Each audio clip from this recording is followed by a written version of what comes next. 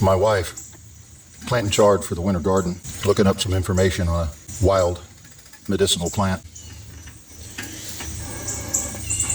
The last altercation I was in happened when somebody got all up in my face.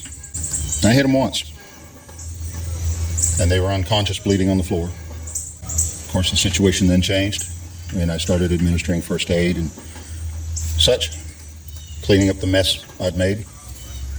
Blood nasty all over every place and stuff. It didn't need to be more than just that. If it has to get physical, the rules have changed. And it's everything. I did a shot that sometimes can kill a person. And that's just simply a possibility. But when it has to get physical, the rules on the other side of that door don't apply anymore. When you're dealing with people, you get into a situation, before that happens, you not only need to know what you're capable of doing, you need to know what you're willing to do. Hopefully, you can live your whole life and never have such an event, but they do happen. Had an incident a few decades back on a bus where these 18-year-old guys were tormenting some people on the bus. And I warned them to stop, and then they continued, so I stepped in, and there were 4 or 5 of them. But I had the high ground because I was standing in the aisle, and they were still standing in the seats, which, being young and silly, they didn't know really hobbled them.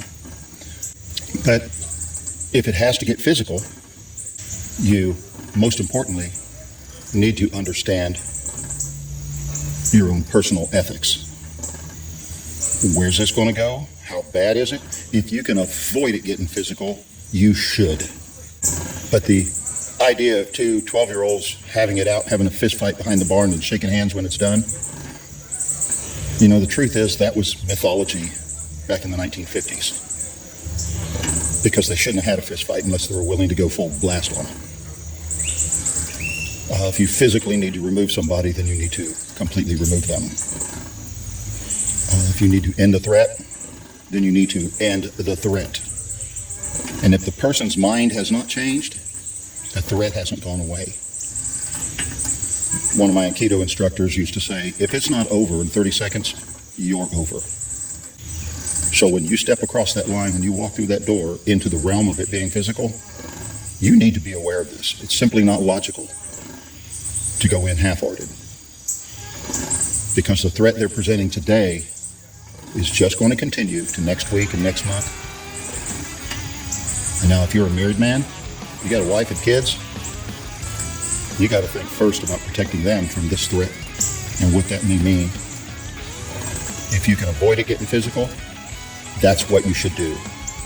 But if you can't, you need to be willing to unleash hell.